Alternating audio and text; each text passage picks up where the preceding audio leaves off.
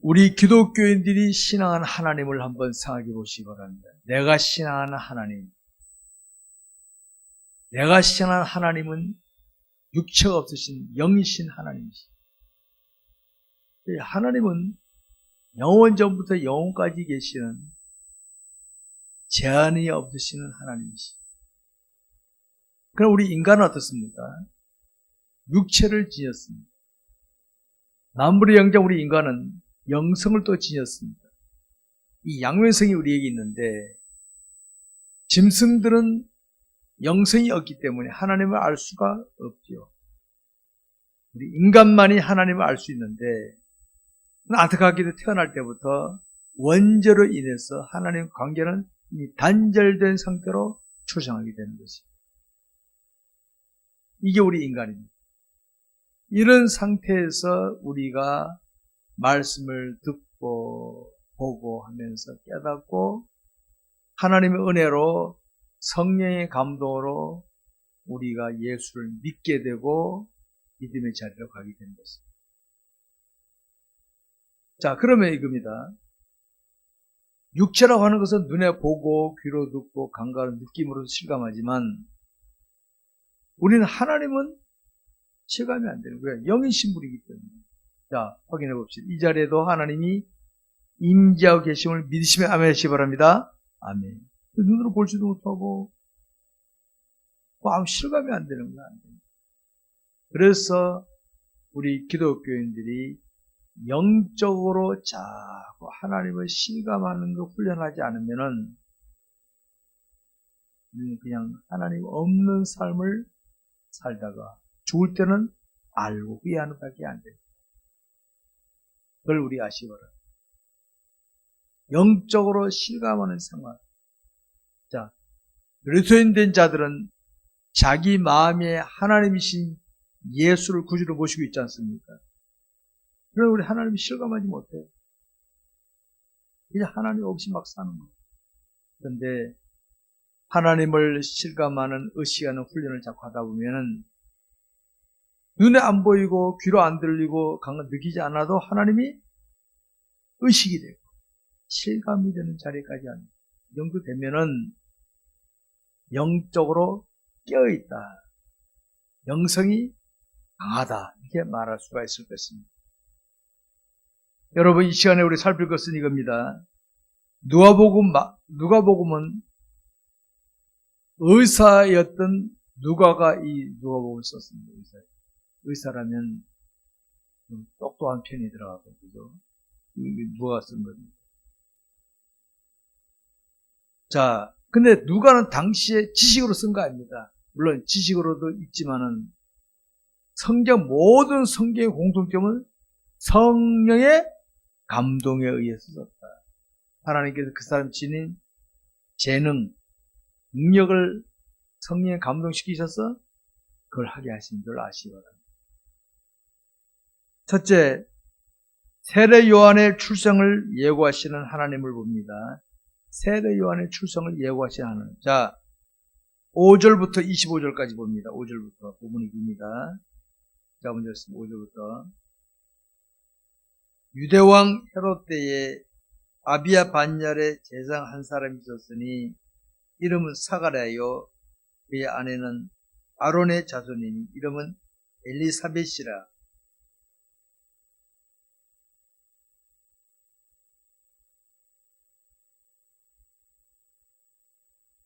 엘리사벳이 잉태를 못하므로 그들에게 자식이 없고 두 사람의 나이가 많더라.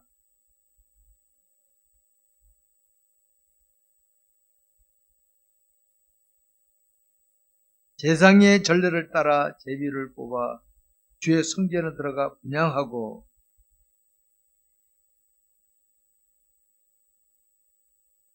주의 사자가 그에게 나타나 형단 우편에 선지라. 천사가 그에게 이르되 사가랴여 무서워하지 말라. 너의 간구함이 들린지라. 네 아내 엘리사벳이 네게 아들을 낳아주리니 그 이름을 요한이라 하라.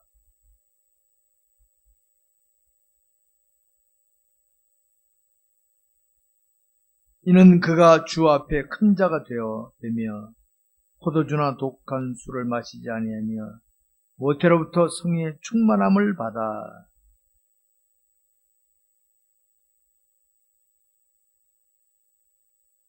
그가 또 엘리야의 심령과 능력으로 주 앞에 먼저 와서 아버지의 마음을 자식에게 거스르는 자를 의인의 슬기에 돌아오게 하고 주를 위하여 세운 백성을 준비하리라.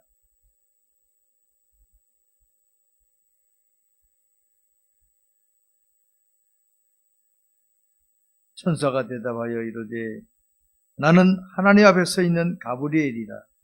이 좋은 소식을 전하여 내게 말하라고 보내심을 받았노라.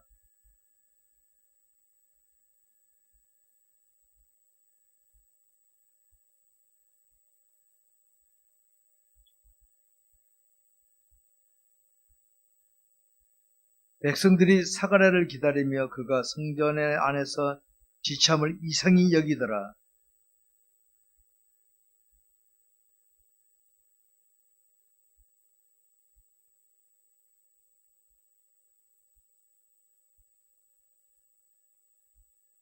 그 직무의 날이 다 되며 집으로 돌아가니라.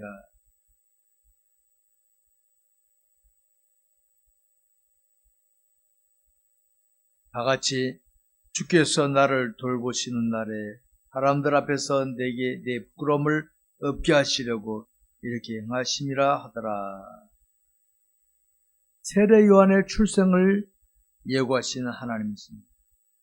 우리 이 내용을 얼핏 보게 되면 하나님께서는 단순히 그냥 세례 요한의 출생에 대해서만 말하는 것 같지만 실상 그게 아닙니다. 단순히 세례 요한만을 말하는 게 아닙니다. 여러분, 우리에게 있어서 세례 요한이라면 눈에 확 띄는 인물이죠. 우리에게 있어서.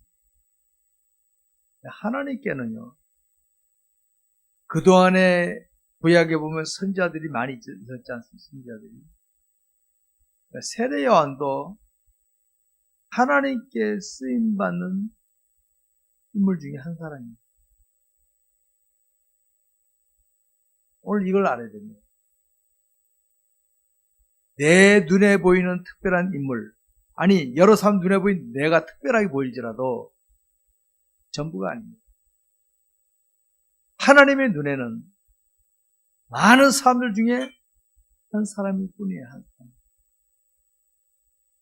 성경에 보면 인물들만 아브라함도 나오고 인물들 많이 나오잖아요. 노아도 나오고. 그 인물들 시대시마다 쓰임받았는데 요한도 그런 사람들 중에 이제 한 사람이었을 뿐입니다. 다만 하나님께서 이때 이 시대 메시아가 출생하기 전에 세례 요한을 먼저 출생시키시면서 하는 그걸 보는 겁니다. 그걸 우리가 보는 겁니다. 여러분, 오늘 우리 한 사람 한 사람 한번 생각해 보시기 바랍니다. 저와 여러분 한 사람이 이 땅에 출생한 거 그냥 부모가 만나서 그 사이에서 우연히 출생했지요. 우리가 볼 때 우연입니다. 그런데 하나님의 뜻과 섭리 없이 출산한 사람이 있습니다. 태어나다 죽는 사람도 많았고 정말 사람도 많아요. 오늘까지 있는 건 뭡니까? 하나님의 특별한 뜻이 있는 줄 믿으시기 바랍니다. 이걸 우리 알아야 돼요. 이 지구상에 현재 75가령 살고 있다는데 나는 그 중에 한 사람일 뿐이야. 그런데 하나님은 나에 대한 뜻이 있으시다. 이거 잊으면 안 돼요. 반면에 오늘 저와 여러분이 상대하는 사람, 저 사람이 내 눈에 특별하게 보이든 안 보이든 우리는 특별하게 보이면 쳐다보고 그렇지 않으면 시시하게 보잖아요. 잘못된 겁니다. 잘못된 겁니다. 하나님께서는 어떻게 보시나요? 그 어떤 인물도 이 땅에 출생해서 하나님께 쓰임받은 사람들 중에 한 사람일 뿐이지 그 사람 없이 지구가 멸망하는 거 아닙니다. 그러니까 그 사람이 특별한 인물이든 아니든 간에 특별한 인물이라서 우리가 특별하게 보고 시시하다고 함부로 보고 그거 다 잘못된 거다. 잘못된 거. 하나님께서는 저를 어떤 뜻으로 이 땅에 태어나게 하셨어요? 하나님 저에게 이런 걸 주신 것은 어떤 뜻이 있으실까? 저 약하고 보잘것없는 사람을 내가 만나게 하셨는데 하나님 뜻이 뭘까? 뭐 이렇게 좀 살필 줄 알아야 되지. 그렇지 않고 마음에 드니 안 드니 이러면 안 된다 이 말이야. 이러면 안 되는 거야.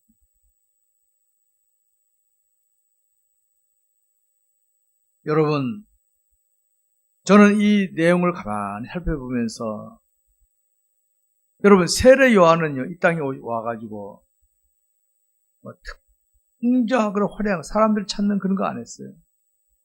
세례 요한 그런 거 안 했어요. 세례 요한이 예수 공통점이 뭡니까? 웅장한 거나 화려한 거 없었잖아요. 세례 요한은 제가 신학교 다닐 때 신학 교수님 일을 무대 아나운서 같은 역할을 했어요. 무대 아나운서는 다음 순서는 출연자 누굽니다. 이 역할하는 게 무대 아나운서 역할이거든요. 세례 요한은 여러분들이 그토록 기다리는 메시아가 오십니다. 그 다음에 메시아가 오셨습니다. 요 일하고 목 잘라 주는 거예요. 웅장합니까? 화려합니까? 사람들이 찾는 인물이 아니에요. 사람들이 찾는 인물. 세례 요한이 뭐 특별한 거 있습니까? 당시 사람들 말씀을 통해서 회개시키고 그거밖에 없는 거예요. 그러니까 당시 유대 사회에서나 어느 사회에서든지 간에 웅장으로 화려한 모습은 전혀 없었어요. 그런데 하나님 예수님 나중에 이 세례 요한은 여자가 낳은 자 중에 세례 요한보다 큰 자가 없다. 바로 그겁니다. 여러분 다시 한번 말씀드립니다. 오늘 저와 여러분을 다른 사람과 비교해 봅시다. 비교해 보면 됩니다. 아이고 저 사람 나보다 못하네. 그럼 내가 괜히 교만에 빠질 수 있고 저 사람 나보다 못하는 쎄는 기죽잖아요. 그런 필요 없어요. 항상 하나님 앞에서 하나님 앞에서 하나님 저를 저 역할 하게 하셨고 나의 이 역할 하게 하셨다면 내 역할이 드러나지 않는 역할인데 꼭 필요하다면 하고 그냥 끝나면 되는 거예요. 세례 요한 당시 사람들에게 박수 안 받았어요? 별 볼 일 없었어요. 세례 요한. 하나님 주님은 여자가 낳은 자니 세례 요한보다 큰 자 없다. 뭡니까? 오늘 저와 여러분이 신실하게 감당하게 되면 하나님께부터 인정받는 줄 믿으시기 바랍니다. 그러니까 세례 요한이 출생하는 것은 뭡니까?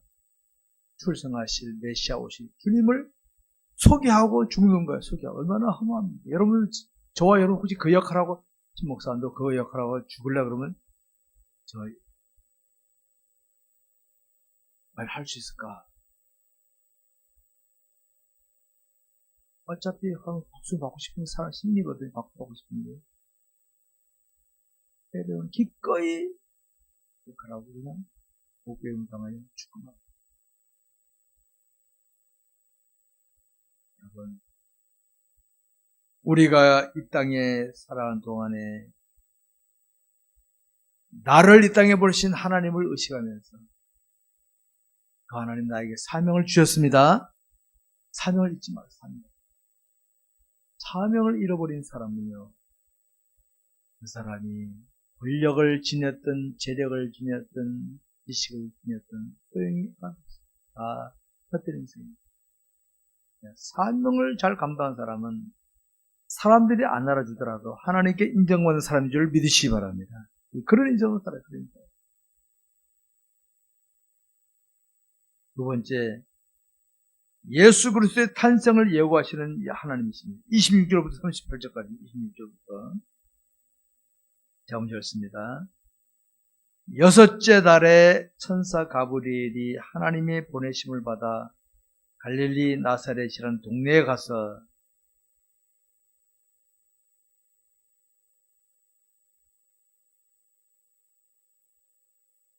그에게 들어가 이르되 은혜를 받은 자여 평안할지어다. 주께서 너와 함께 하시도다 하니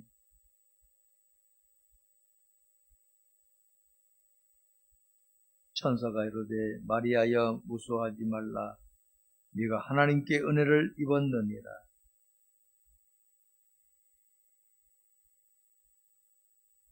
그가 큰 자가 되고 지극히 높으신 이의 아들이라 일컬어질 것이요 또 하나님께서 그 조상이 다윗의 왕위를 그에게 주시리니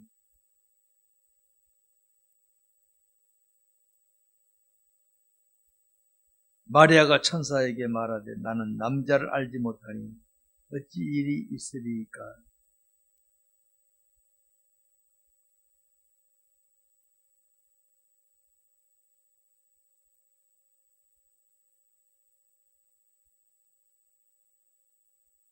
돌아간 뒤에 친조 엘리사벳도 늙어서 아들을 배었느니라. 본래 임신하지 못한다고 알려진 이가 이미 6살이 되었나니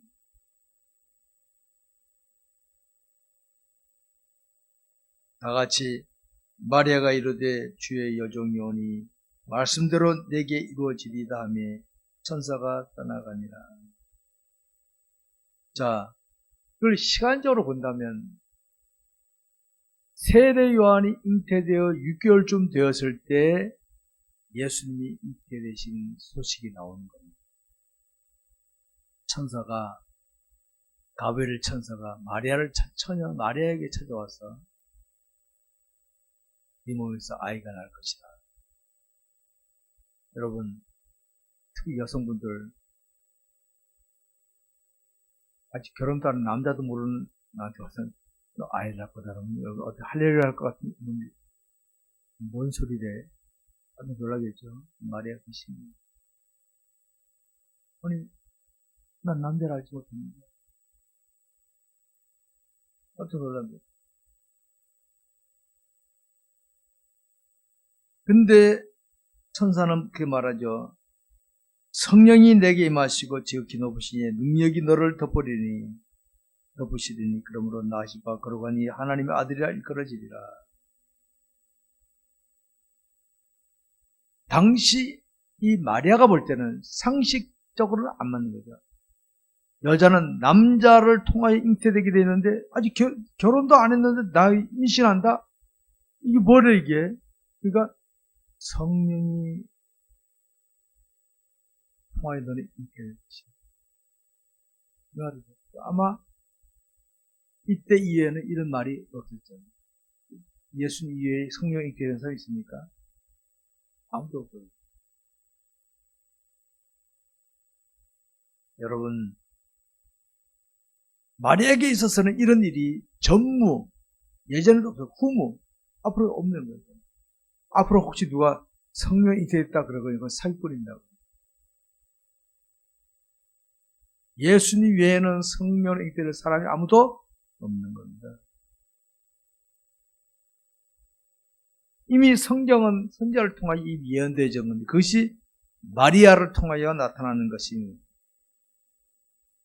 여러분, 지금 가브리엘이 전해주는 것은 가브리엘 천사 개인의 생각이 아니라 하나님의 가브리엘이 지금 하나님 뜻을 전해주는 거기 때문에 가브리엘 개인의 생각이 아니었죠. 근데 이때 마리아가 뭐라고 대답했습니까? 주의 여종이 오니 말씀대로 내게 이루어지리라. 저는 이 마리아를 가만히 생각해요. 주의 여종이 오니. 하지만 나는 주의 것이니까 주님 마음대로 하십시오. 보통 말이 아닙니다. 당시 유대 사회에서는요, 자칫하면 마리아 보자마자 죽어야 돼요. 죽어야 돼요. 그래서 이 마리아 맨 처음에는 깜짝 놀랐지만은 하나님께서 하셨구나. 나는 주의 것이니까 주님 마음대로 하십시오. 이렇게 기꺼이 헌신을 내놓은 거예요. 훌륭한 일입니다. 우리가 여기서 신앙생활을 알아야 할 것이 있습니다. 자신에게 나타나는 하나님의 뜻을 함부로 판단하지 마십시오. 인간적인 생각으로 같습니다. 내 이상적인 생각과 맞지 않다고 함부로 판단하면 안 됩니다. 자, 여기 계신 분들 봅시다. 하나님께서 저와 여러분 하나님을 주여라고 부르죠. 하나님을 주여, 주인 주자입니다. 하나님 나의 주인이십니다. 나는 주의 것입니다. 이런 고백이죠. 그러면 내가 주의 것이라면, 이 물건이 내 것이라면 내 마음대로 쓸 수 있을까 없을까? 있잖아요, 내 마음대로. 그러면 내가 하나님의 종이라면, 주의 것이라면 주님이 나를 마음대로 쓸 수 있다 없다? 있지 않습니까? 우리는 어떻습니까? 내 생각 안 맞으면 거부하기 잘합니다. 잘못된 겁니다. 하나님, 우리 인간이기 때문에 하나님, 나는 기왕이면은 사람들에게 박수를 받고 싶고 배워가고 싶습니다. 근데 주님이 야, 너 이거 십자가 좀.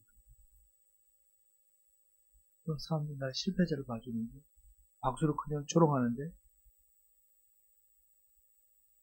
그러나 그게 주의 뜻이라면 감당하겠습니다. 이런 신앙 자세가 진짜인 줄 믿으시기 바랍니다. 이런 신앙 자세. 우리는 어떻습니까? 안 돼요, 그거는. 그럼 사람들이 나를 뭘 봅니까? 안 해요. 이게 바로 하나님을 놓쳐버린 신앙인들의 모습입니다. 그러지 마시고.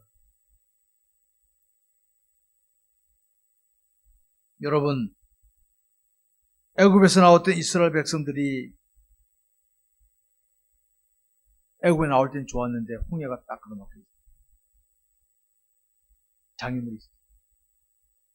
설상가상 뒤에서는 애굽인들이 죽여하고 있습니다. 자, 그들의 이성 판단을 볼 때 어떻습니까? 영락 없이 중요한 앞에 장애물이 못 가지. 뒤에는 애굽인들이 막강한 애굽 군대들이 죽였다고. 요새는 막 탱크예요. 요새는 막 탱크예요. 말이 끌고 마차 끌고 막 큰 배를 층 끌고 쫓아오고. 그럼 이스라엘 백성 생활 때 우리는 영락 없이 죽었구나. 근데 이스라엘 백성들이 뭡니까? 원망나는 거예요. 왜 우리를 애굽에 내두려니까 말을 데려놓았냐? 막 바가지 막 그러니까 속이 치는데 막.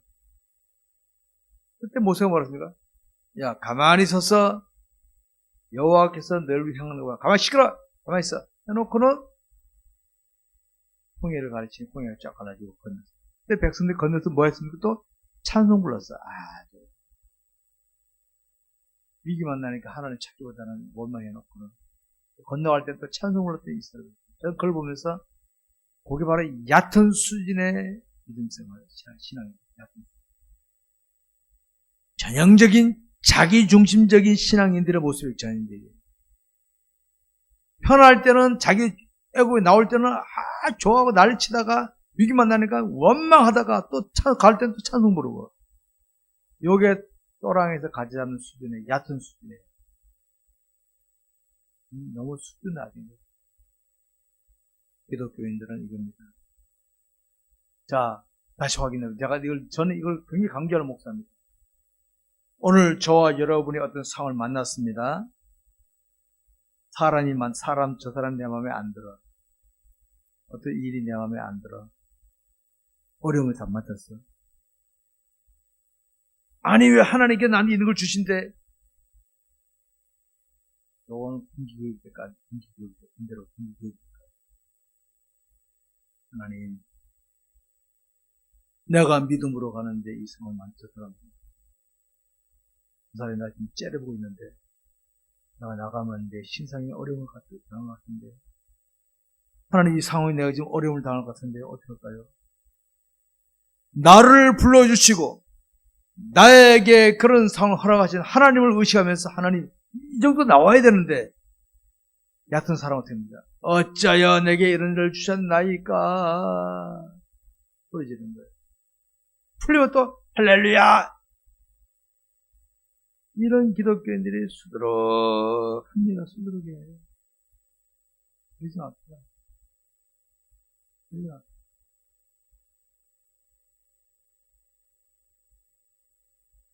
여러분, 저는 목회를 해오면서 성도들에게 크신 하나님을 늘 강조하면서 저 자신 돌아보는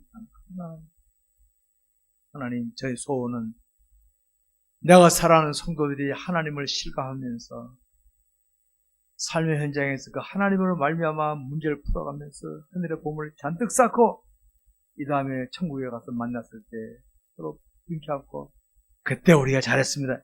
저는 이게 꿈이지 이 땅에서 뭐 폼 잡는 것 저는 꿈도 안 꿉니다. 내가 성도들에게 하나님을 제대로 가르치고 내가 시범 보이고 하다 보면 성도들이 이 다음에 해서 하늘 보물 싸면 순간 만날까 합니까? 다 순간 만날까 합니까?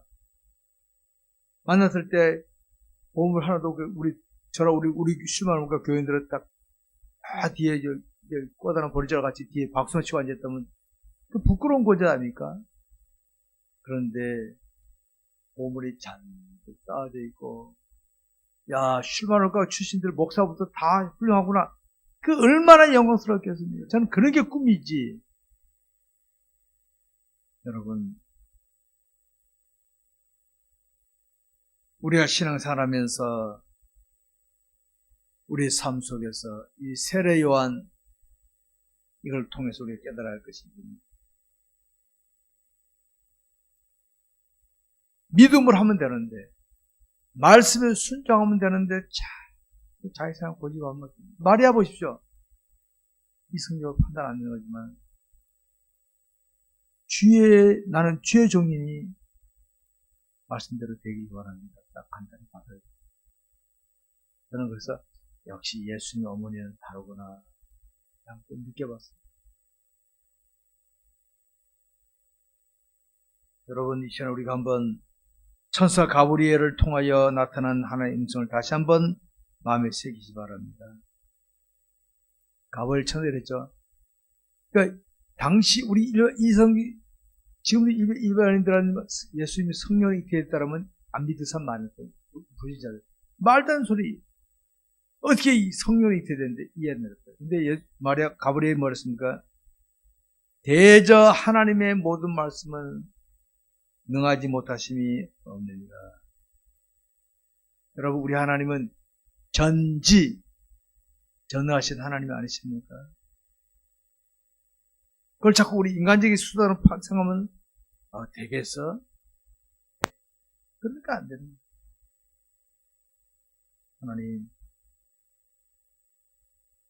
하나님이 소년 다윗을 통해서 골리앗을 쓰러뜨릴 것 이스라엘 백성을 생각했겠어요? 꿈에 생각 안 했지. 하나님은 아무도 나오시. 하나님은 오병이어로 기적도 나타내지 않았습니까? 하나님 믿으시기 바랍니다. 그리고 그 하나님이 지금 내게 원하시면은 못할 거 하나도 없다. 이렇게 하면 되는데 우리는 되겠어. 그리고 그 하나님 찾아 안 맞잖아요. 그러면 하나님만 저한테만 김목사, 너 크신 하나님 외쳐놓고 니네 교회 교인들은 왜 그러니까 안 믿냐 이렇게. 그러면 나 할 말 없겠어. 야, 크신 하나님 외치는 거야. 내 생각은 너희 생각과 다르고 내 길은 너희 길과 다르다. 우리의 1더하기 1은 2밖에 안 나와. 하나님 1더하기 2도 나올 수 있지만은 2억도 나올 수 있잖아. 2억. 그러니까 하나님이 하시는 거냐 이 중요한 거야. 하나님이 하시는 거냐 안 해. 이것만 보면 되는 건데 우리는 그건 봐도 되겠어. 여러분, 그래서 하면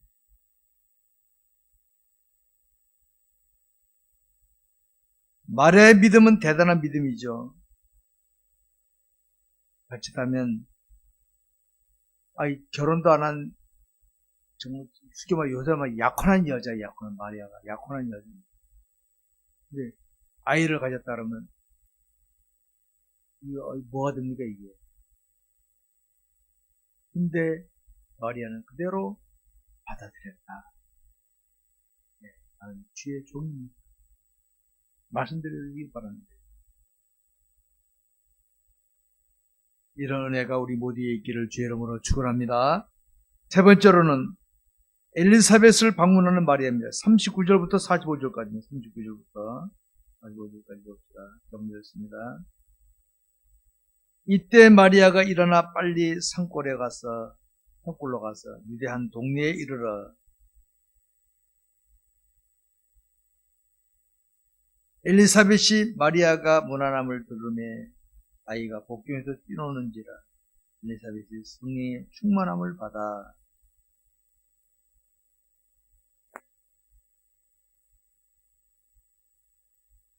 내 주의 어머니가 내게 나오니 이 어찌된 일인가?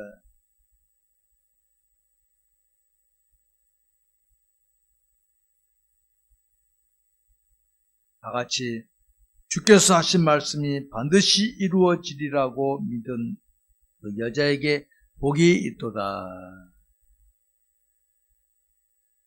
여러분, 지금 마리아가 엘리사벳을 방문하는 이유가 있습니다. 의미가 있습니다. 중요한 의미가 있습니다. 당시 엘리사벳은 말의 친척이었습니다. 그러니까 엘리사벳은 늙도록, 그러니까 나이가 몇 살인지까지 나오지 않았지만은, 아이를 가질 수 없는 나이가 된 거예요. 아이를 가질 수 없는. 일반적으로. 아이를, 늙도록라고 표현한 거 보니까, 아이를 가질 일반적인 생각보다는 더 많이 들은 나이 같아요. 근데, 마리아는, 저들 부부는 아이를 못 낳나 보다. 네, 나이도 많이 들고, 이렇게 생각이 있었는데, 천사를 통하여, 야, 엘리사벳이 잉태했다. 깜짝 놀란 거죠. 아니, 상처를 안 맞거든, 이게. 그래서, 기쁘기도 하면서도, 야, 그게 사실인가? 한편으로 하면서 쫓아간 거야, 쫓아간 거야. 근데 여러분, 가봤더니, 엘리사벳이 마리아를 보고는요, 이때 마리아는 잉태했거든요. 그러니까 엘리사벳이 그 태중에 있는 아기가 기뻐 뛰놀다 그랬죠. 뛰었다 그랬죠. 그러면서 그러니까 이게 결국은 세례 요한과 예수님은 이 태중에서부터 관계를 맺은 거예요. 말하자면 태중에서. 왜? 예수의 어머니가 오니까 세례 요한이 태중에서 놓았다 이렇게 했거든요. 일반 상식으로 안 맞지, 상식으로. 여러분, 46절부터는 다음에 이제 살펴보겠습니다만은, 우리에 여기서 알아야 할 것이 있습니다. 우리의 몸을 보든지, 자동차를 보더라도, 다 보면 연결이 되어 있어요, 연결이 되어 있다는 거예요. 하나로 끝나는 게 아니라 연결되어 있어요. 자동차도 키를 꼽아 움직이면은 연결돼가지고 뭐 하면 딱 하면 탁 움직이잖아요. 우리 몸도 마찬가지. 개인이 없어요, 개인. 뭔가 연결돼서 움직인 걸 알 수 있습니다. 여러분, 세상 만사를 주관하신 하나님께서는 부분적인 것도 할 수 있겠지만은요. 연결시키고 계시죠, 연결시키고. 저와 여러분이 이렇게 만난 것도 우리가 볼 때는 전혀 계획 없는 것이에요. 근데 하나님이 연결고리를 만들어 놓으시고 다 연결시키셔서 여기까지 오게 하십니다. 또 우리를 통하여 또 무언가를 또 하게 하시는 거예요. 이 연결고리입니다. 그리고 우리는 나 혼자만 생각하면 안 되면 나 혼자만 생각하면 안 되는 거예요. 나 혼자 생각하는 거야. 내가 어떻게 함으로써 A가 될 수도 있고 B가 될 수도 있는 거예요. 그러니까 내가 이 상황에서 하나님의 뜻을 따르느냐 사탄의 뜻을 따르느냐에 따라서 상황이 또 달라질 수 있겠죠? 연결되고 있다는 게 있는 거예요. 그러니까 우리 하나를 잘 하나님 의식하고 살피지 안 하면 우리 그만 잘못될 수 있다. 나 때문에 다른까지 꼬일 수 있다는 거 아시기 바랍니다. 여러분, 우리가 그 수많은 세대들 가운데서 과거에 많은 세대 중, 앞으로도 세대 중에서 지구가 종말할 때까지 이 시대에 태어나서 살고 있는 거, 우리 대한민국, 지구상에도 많은 나라가 있는데 대한민국 땅에 태어난 거, 대한민국 땅에서도 북한이 아니라 남한에 태어난 거, 남한이 지금 부부로 살고 있잖아요? 이 만난 거, 이 모든 것들이 우연일까요? 나는 계획이 없어, 나는 계획이. 하나도 계획에서 난 대한민국 이 시대에 태어나야지. 대한민국 태어나야지. 누구 만나기 있습니까? 없어요. 근데 이 모든 것들이 다 하나님의 뜻과 섭리 속에서 다 되어진 것이었어요. 얼마나 오묘합니까? 그런데 우리의 이런 모든 삶을 우리 마음대로 하면 되겠습니까? 안 되겠습니까? 안 되는 거죠. 안 되는 게 우리 마음대로 합니다. 제가 늘 강조하는 것이 항상 하나님 앞에서 살다 보면요, 인생을 살다 보면 마음에 드는 것도 있고 안 드는 것도 있습니다. 지금 보니까 이달 10일부터는요, 국가에서 공식 예배 외에는 교회 모든 집회 못하게 딱 공문대로 한다 그러더라고요. 정부가 이따가 지금 미친 짓 하고 있어요, 지금 정부가. 저는 이것들이 어떻게 하려고 그러는가. 교회 속으로 일체 못하게 한다, 이제. 기독교로 완전 탄압시키는 거고, 탄압하는 거고.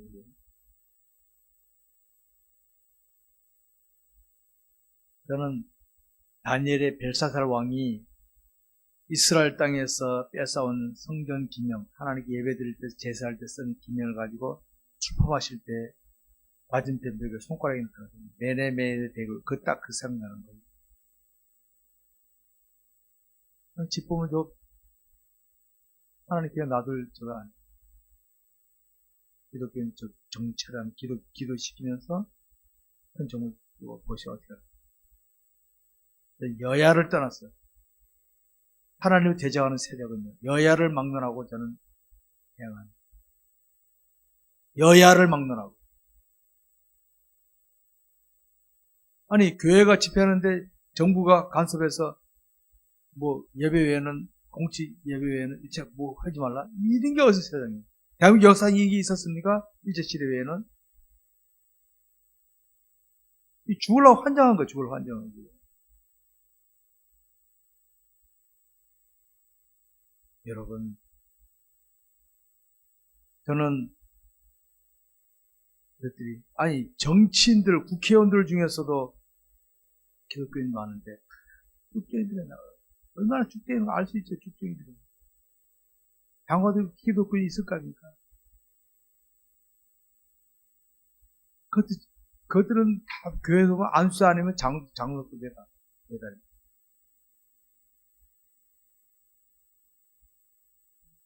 눈물밖에 안 나는.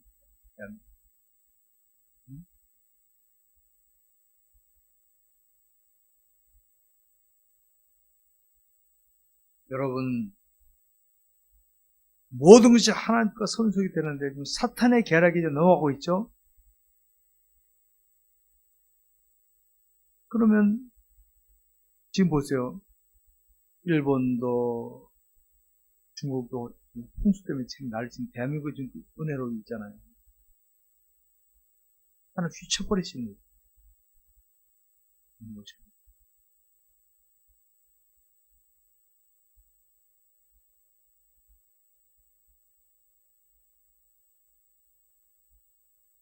여러분, 우리 하나님은 살아계신 분이십니다. 믿으시기 바랍니다.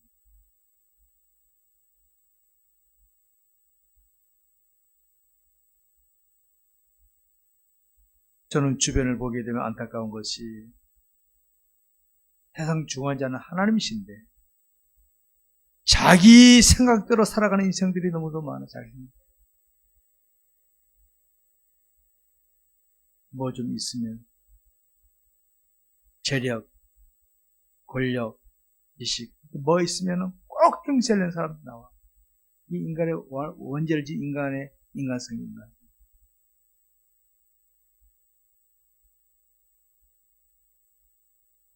여러분, 아무리 그래봐야 하나님의 손길을 벗어날 수가 없는 줄로 아시기 바랍니다. 역사의 주관자는 우리 하나님이십니다. 하나님. 인간이 아닙니다. 인간이 아닙니다. 인간은 쓰임받는 건데 그러면 그냥 가처분 치워버렸습니다. 여러분, 우리는 오늘 성경을 보면서 세례 요한과 세례를 잉태한 엘리사벳, 또 성령의 감동으로 잉태한 예수 잉태하신 마리아, 하나님의 뜻 가브리엘 이걸 보면서 오늘도 이 시대에 우리가 영적으로 예민하지 않으면 그냥 눈에 보이는 거, 귀에 들리는 거 그냥 휘둘러 갈 수밖에 없습니다. 이 시대는 우리 기독교인들 더 깨어 기도해야 될 줄 아시기 바랍니다. 기도 많이 하시기 바랍니다. 말씀 드리겠습니다. 우리 기독교의 신앙생활이란 눈으로 보고 감각적으로 무엇을 느끼고 나아가는 생활이 아닙니다. 알았습니까? 영적으로, 왜 하나님 영이시기 영적으로 깨달은 대로 움직이는 게 기독교 신앙생활 영적 깨달음. 이게 바로 말씀에 순종하는 생활. 오늘 우리가 말씀에 순종하다 보면은 우리 신앙의 선조들은요, 일제시대에 신사참배도 강요받고 머리를 많이 겪었던 저는 책으로 봤는데 오늘의 우리 시대를 보면서 이게 뭐냐 이게 이 땅에 기독교인이 120만인이 1200만인이 체계적인 기독교 교회가 있느니 난리 쳤는데 짝소리 못해요. 짝소리. 원래 앞에 짝소리 못했던 사울 왕과 장수들처럼 지금 그 모양이에요. 그 모양.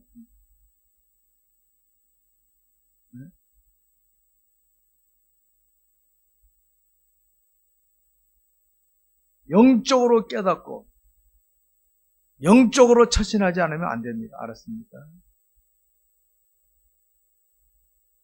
저는 인정합니다. 여러분, 동성 저는 인정 안 합니다. 알았습니까? 제가 쫓겨나들 하니까 인정합니다. 우리 교회는 아무나 올 수 있지만 동성애자가 와서 한다고 전 쫓아내버립니다. 되게 안 합니다. 우리 동성 뭐라 하면 잡혀간다 그러더라고요. 다시 잡혀가겠습니다. 대한민국 어떻게 이렇게 됐습니까, 여러분? 이렇게 기도 안 하시겠습니까, 여러분? 여러분, 기도 많이 해야 됩니다. 영적으로 깨닫고 믿으면서 말씀에 순종하는 생활이 신앙생활이지, 교회 한 번씩 나가주고 하는 거는 신앙생활이 아니라 종교생활입니다, 종교. 우리가 평소에 하나님을 가까이 하는 생활을 해야 되지, 하나님을 가까이 하다 보면요, 하나님 하나 액세서리입니다, 액세서리. 액세서리가 뭡니까? 붙일 수도 있고, 뗄 수도 있어요. 이게 액세서리입니다. 하나님 액세서리입니까? 나는 하나님의 뜻을 따라가. 이게 되어야 되는 거예요. 우리는 이 시간에 엘리사벳과 마리아에게 나타나셨던 하나님의 손길을 보면서 하나님의 손길이 오늘날에도 이 시대 나에게 우리에게 어떻게 나타나는가 한번 보시기 바랍니다. 각자 있는 곳에서 하나님이 내가 해야 할 것이 무엇입니까? 내가 해야 할 것이 무엇입니까? 마리아나 엘리사벳이 볼 때도 이해가 안 된 게 많았지. 그러나 주의 말씀대로 이루어질 것입니다. 나는 주의 종입니다. 이런 자세. 여러분, 제가 말씀드립니다. 늘 아무리 재벌이든 권력자든 지식가든 떠날 때는 빈손입니다. 빈손입니다. 그때는 답을 다 압니다. 그때 답을 하면 아무 소용없습니다. 오늘도 우리 주신 모든 것들을 나를 주관하신 하나님 앞에서 신실하게 감당하는 이게 진짜 신앙생활이지 사람 의식하면서 적대하게 하는 건 아닌 줄 아시기 바랍니다. 여러분. 이 시간 우리가 누가복음 1장을 보면서 세례요한의 출생과 예수님의 나심에 대한 예고를 보아왔는데 여러분 시대는 다르지만 역사하신 하나님은 똑같은 분이신 줄 아시고 우리 모두 어려운 시대지만 하나님을 제대로 신앙하며 살아가는 우리가 되시기를 주의 이름으로 축원합니다. 기도하겠습니다. 기도합시다. 우리 이 시간 함께 기도합시다. 하나님,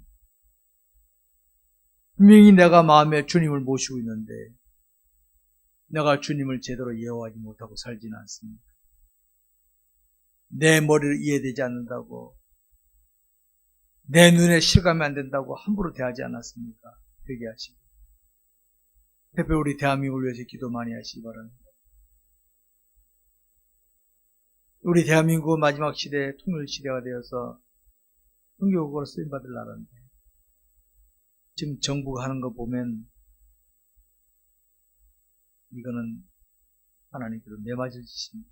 이제 교회까지 타락하고 있습니다.